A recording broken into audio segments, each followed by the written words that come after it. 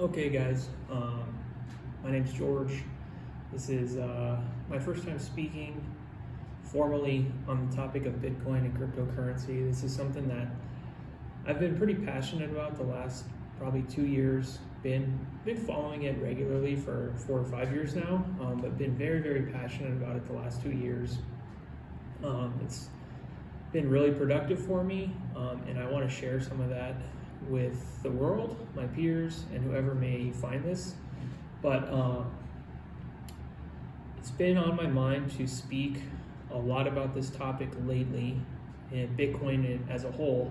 And then after recent events, it kind of gave me a really good opportunity to speak into a situation that is currently happening in the world and how Bitcoin can help this, and use this as a educational experience to help other people around me, like my peers or anybody who might be watching this video, how Bitcoin can protect you financially from world events, but also financially better you. And this is just going to be a quick lesson. I don't want to dive too deep. There's a lot in Bitcoin, and you can literally talk about it for hours, but I'm going to try and keep this short and sweet as kind of an introductory video. So I'm calling this video Bitcoin Equals Freedom. It is Monday, February 28th, 2022. We'll just start off. What is Bitcoin? Bitcoin is a peer-to-peer digital cash distribution system. A lot of people, when they hear the word Bitcoin, they kind of think of it as, I've heard it referenced many times, as magical internet money. And it is magical, it is internet money, but it's not magical in the sense of it just happens. There's a system behind it that makes it effective and makes it much more trustworthy than most people would think. If we break that down a little bit further, it's a peer-to-peer digital cash distribution system. So peer-to-peer, meaning I'm party A, I'm peer 1, and you are peer 2. You have something I want, I'm going to give you Bitcoin, and you're going to give me whatever it is that we agree upon in return. How this differs from traditional sale of goods or transactions is it goes back to like old school, where you're literally paying cash for something instead of centralized finance. When you go to the grocery store and you buy groceries, you pay with a credit card, and the supermarket, when you swipe your card, they confirm with the bank that you're authorized to provide transaction amount of X, and as long as that comes through, you get those goods.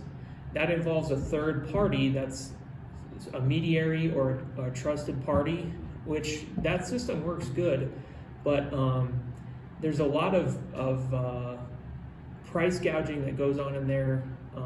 Companies like Visa, MasterCard are literally making money off of the backs of everyday people and businesses. And that's a whole other topic of debate, but how is Bitcoin relevant today? And the answer to that can be displayed in 2 examples, both of which happened in the last week. Unless you live under a rock, you're probably aware that the country of Russia declared war and invaded their neighboring country, Ukraine, for whatever reasons. In this instance, it's irrelevant. Why it happened doesn't matter. How it happened doesn't matter. The fact that matters is that it did happen, and there are many people affected by this. We're just going to look at 2 instances right now, and the first is if you're a Ukrainian citizen.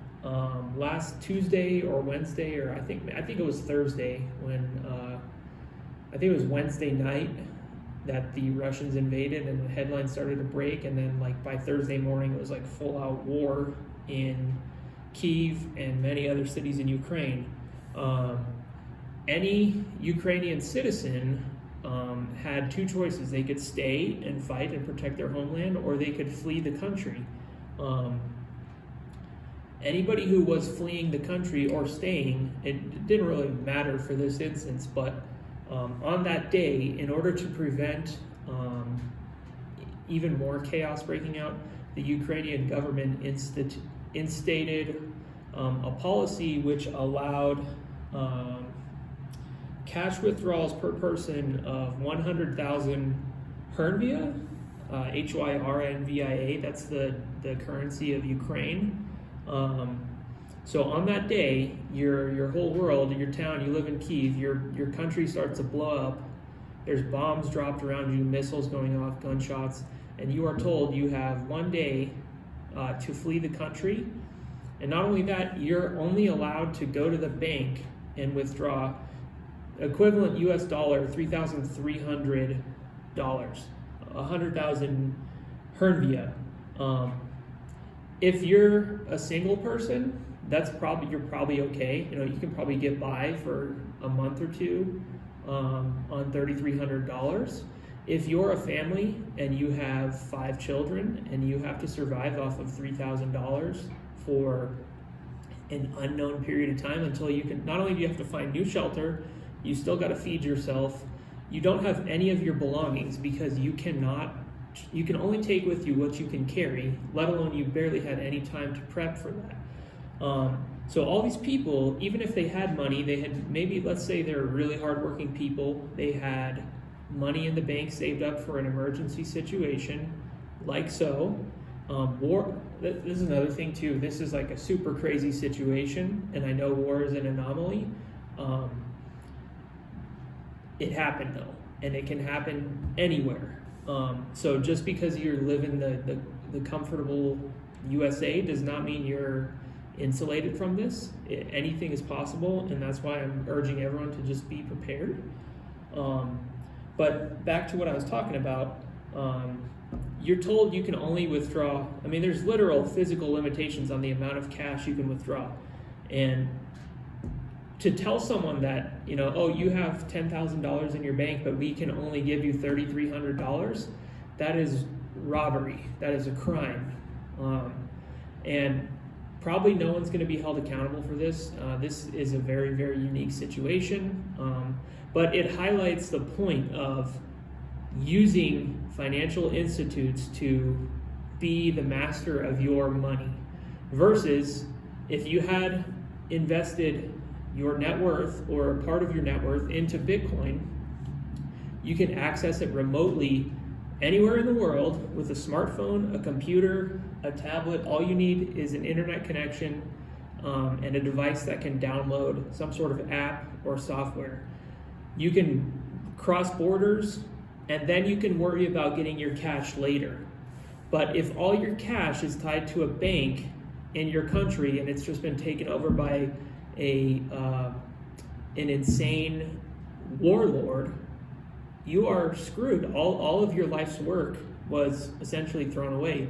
And if it ever does get a chance to be settled in a legal manner, it's going to be way down the road. And by that point, your money, it's not going to make a difference. You need it now because there's an emergency now.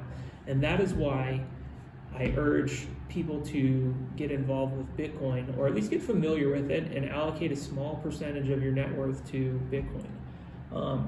The other scenario where this is very, very relevant is very, very closely tied. Imagine you're a Russian citizen in the same timeline of events. You have no interest by any means of your country going to war with Ukraine. But because you live in a socialist or communist country, and frankly, I don't even think that matters. Because you live in a country where you have an authoritarian government who makes major decisions for you every day that you have no say in, you ultimately have no choice in this situation. And if you're a hardworking, honest Russian citizen who has either single, a family, dependents, no dependents, it doesn't matter. But let's say you are working a steady job, you put your money into the bank, you pay your bills. All of a sudden, your leader of your country, in this case, Vladimir Putin, decides to declare war on a neighboring country for whatever reason. I have my opinions on it. I think it's crazy, but that's not the point today. The point is that somebody else, your government, the person who's supposed to care for you and you're supposed to trust them that they will do what's in your best interest, declares war on another country, killing innocent lives, but at the same time pissing off the entire rest of the world, causing multiple financial sanctions to be placed upon your country and your country's currency. And it says over, this is what I found just doing like basic Google searches, but the Russian currency is called the ruble. In the last week since Putin invaded has fallen 30% against the US dollar. So if you're a Russian citizen and you are anti-war and you don't want to go to war, you just want to go about your life, work a job, support your family, you have whatever it is that you do, your life just got 30% harder for something that you had no control over. It now costs you 30% more to buy a tank of gasoline. It now costs you 30% more to buy groceries. Everything that you ever bought and that you need on a daily basis now costs you 30% more. Based off of events that you had no say or do in. And that is a very sad situation because frankly there are a lot of people in Russia who are anti-war and they are facing consequences over this, just like people in Ukraine. The moral of the story is if either of those people had some of their net worth tied up in Bitcoin, they could either flee the country without needing piles of cash, or they could start dealing locally and transacting locally with Bitcoin instead of using the local currency, and that would insulate you from this crazy price volatility in the Russian ruble that's going on right now. Bitcoin has been pretty stable. I mean, it really has not been influenced at all by the events in the war. A lot of people say Bitcoin is a very volatile asset, and it is, but it's better than being in the Russian ruble right now. I can guarantee you that. And frankly, there's probably, there's a lot. I don't think this is the first domino to fall, and I might be wrong. I hope it is. I hope this is I don't think this is the last domino to fall in this situation. And I hope that it is the last one. I hope that this can all be resolved peacefully and life in Europe can go back to normal. But frankly, if I've learned anything in the last 2 years, it's that there's a lot of bad stuff happening in the world right now that's not in our control just as a normal citizen. And I don't think it's stopping anytime soon. But that was basically the main point on how Bitcoin has a real world application today, because I think a lot of people are scared by Bitcoin because they might not understand it or they don't see a direct use case. And that's because most of the people that I talk to about it live in either United States or Europe, primarily like very established countries, USA, Canada, London, England, Italy, France, all places where there's for the most part, I mean, our governments are very corrupt, but we have life very easy. If you're born in the USA or you're born in Europe, as long as you're in an established country in Europe, your life has been pretty easy from a financial standpoint up until now. We have public water, we have, might not be affordable, but we have available housing, all these liberties that not the government provided, but the government does provide them essentially. We have water in our houses, we have electricity in our houses, we have Wi-Fi, we have grocery stores that are stocked with food every day. It's no longer a task to figure out where to get food. That in the places like that, Bitcoin isn't really essential yet. But I think with the amount of turmoil that's gone on in the world in the last 2 years and is continuing to happen, whether it was COVID, whether it was Black Lives Matter, people demanding equality. Now you have this vaccine mandate stuff that is causing all kinds of ruckus in the country, and now you have the monster that we're facing of inflation.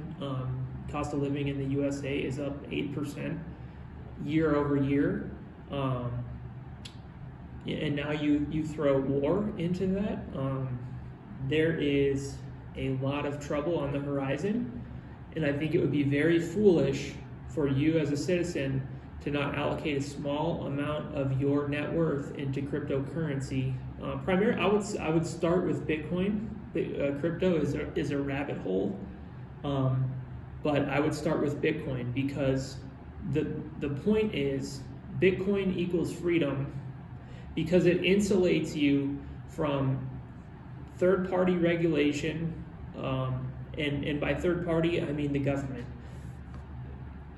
If you really get into Bitcoin, you'll see that it is a monster and the government cannot control it. It's decentralized finance. There is no CEO of Bitcoin. There is no board of directors of Bitcoin. Bitcoin is a community of people in the world who are silently protesting the current monetary system, which in that system you're directly affected by the decisions and choices of people who you will very likely never meet, and those people probably do not have your best interests at heart. And if you were to ask me, would I trust my money with someone who doesn't have my best interests at heart, I would tell you no, I'm not interested in that, and I would tell you that in a heartbeat, and I think most other people will. And that is why Bitcoin equals freedom, because it allows you to put your money in something that no one person gets to control or regulate how and when you spend it, where you spend it, what its value will be tomorrow. The main thing about Bitcoin is you are now in charge of your finances, and you're not at the discretion of someone else whether or not you can spend it at the grocery store, whether or not you can withdraw all of your money from the bank in physical tender in one day. You no longer have to face those consequences or those effects. So that is my first ever video explaining and promoting the pros of adopting cryptocurrency, and specifically Bitcoin, into your life. If you have any questions, you may follow me on Twitter. My handle is at John Denver, JONNDENVER. You can find me on Instagram at George Hyman, maybe George.Hyman. But yeah, any questions, please let me know. Reach out to me one way, Twitter or Instagram, or comment on this video. Thank you very much.